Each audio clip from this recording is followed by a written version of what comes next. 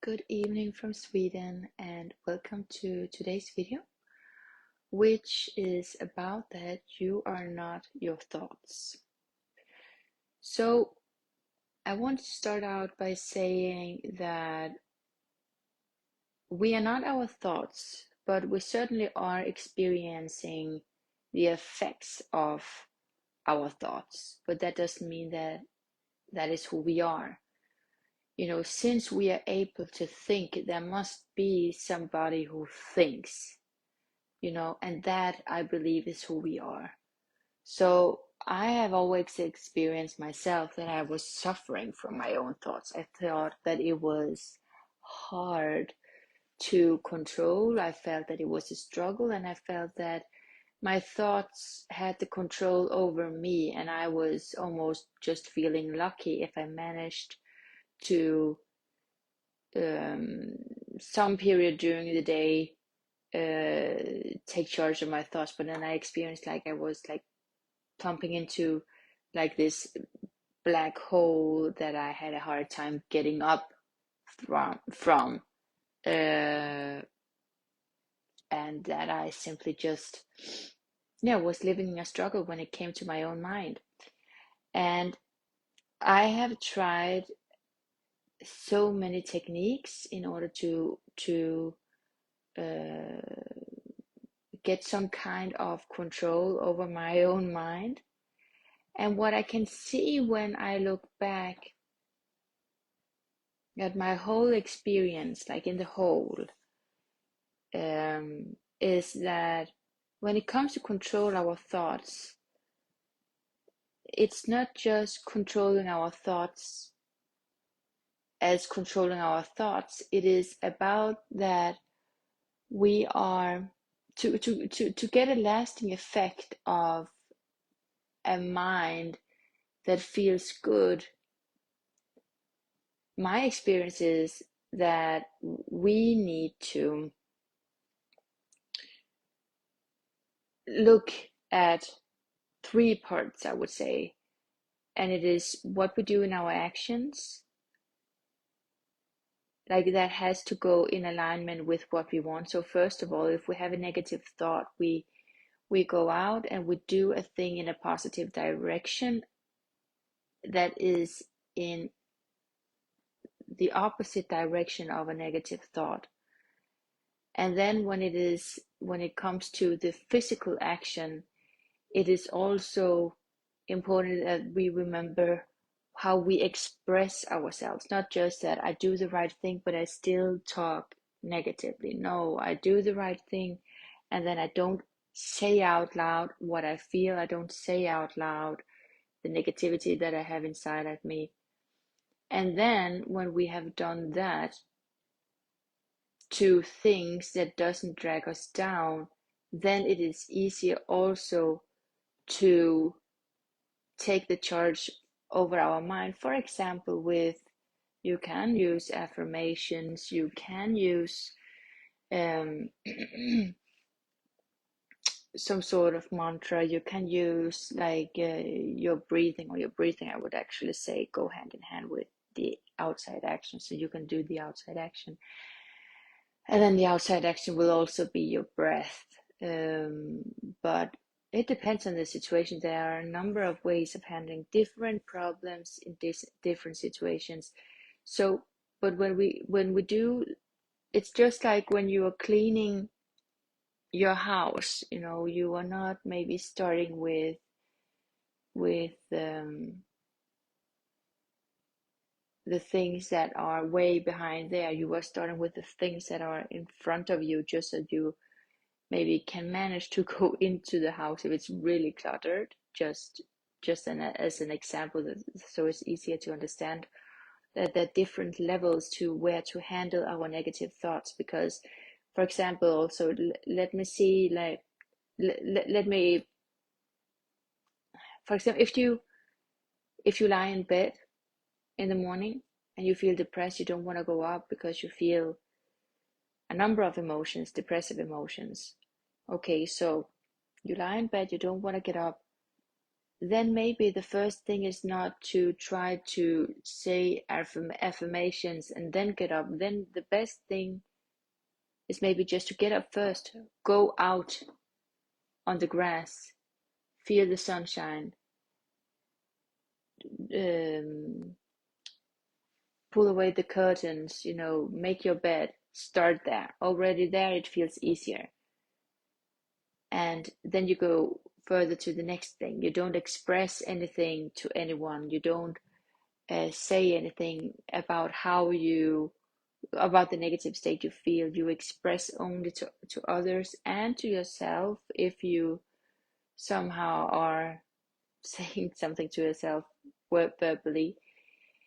You only express the things in the opposite direction, and when you do that, it is easier to then change your state of mind and go with working on our thoughts. But it is important that everything goes together. We cannot think that we can ignore one of these three parts, because at least that is my experience, that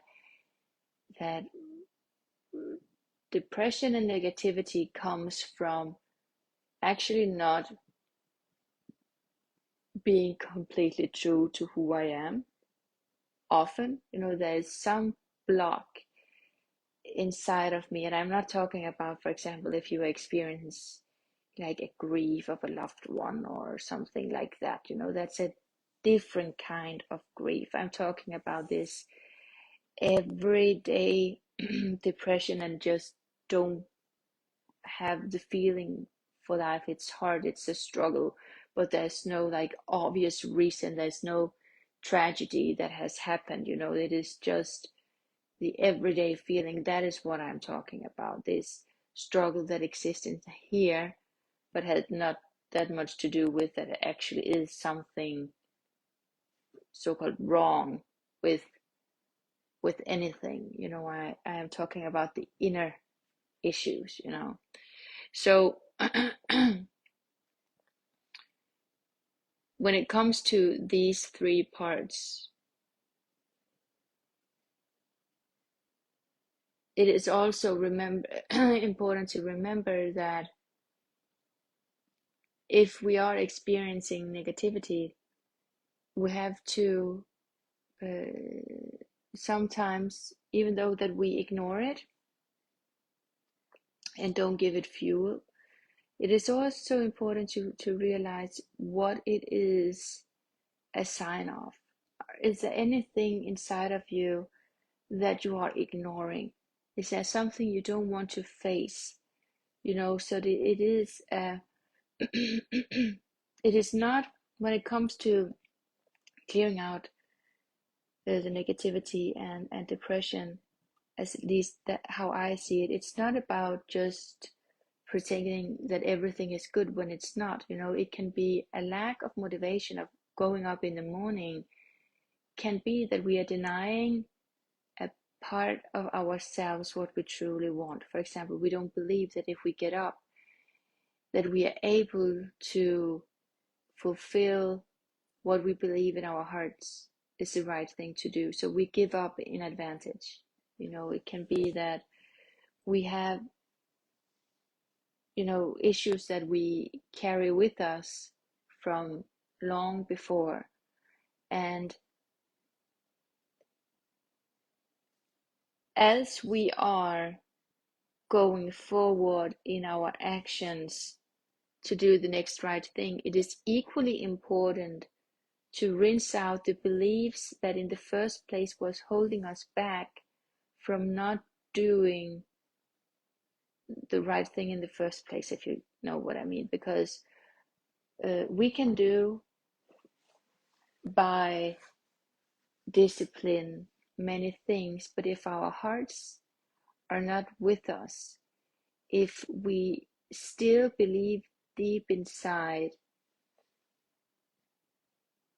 in things that really do not serve us, we have to bring them on the table and look at them and probably get help from somebody to see through what it really is that we believe in and what truly drives us, and if it truly makes any sense. So we then can remove what drags us down, so that we from within feel that we are not going against anything anymore. That was what I experienced from myself, that when I started to see through what I believed was true, but it truly wasn't. It was just like learned beliefs and behaviors that has nothing to do with reality. When I stopped believed in certain limitations, the amount of energy that I then had to use to go against myself, if you can say that, to go against the beliefs, started to diminish, and everything felt easier, because now I was no longer feeling that I was battling with myself in the first place, because it no longer felt like myself, because I didn't believe certain things anymore. So, it is like a circle when we're supposed to break a cycle. And it is important to remember that the thoughts that doesn't feel good to us is because that somewhere it is because they are not in alignment with our soul. So if you believe that you are wonderful and you are worthy and life is for you and all of that, it feels good. And why does it feel good? Because it is in alignment with who you truly are, with how, as I would say, God created you. And God created us all worthy of a life of love. God created us worthy of fulfilling what is put in our hearts.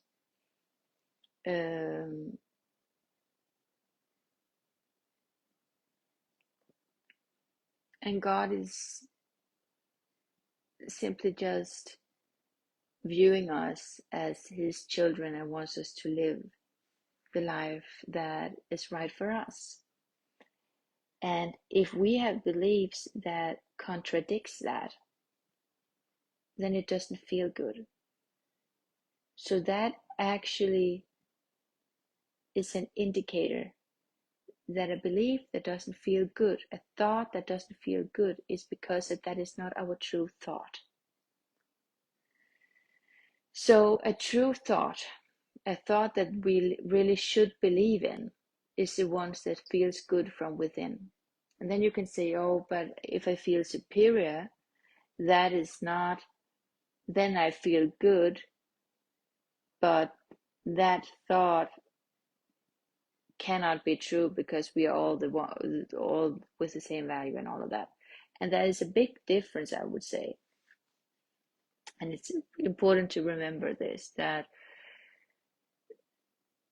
when we start to get to learn ourselves, we will start to feel and eventually see what's the difference, or see and eventually feel the difference between a temporary good state that the ego might gives us, the feeling of, oh, I am better than him or her, all of that. It maybe feels good for a moment, but it vanishes like that, and deep inside that's not a feeling that feels good in that sense.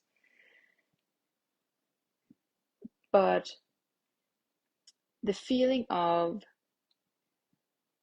that you truly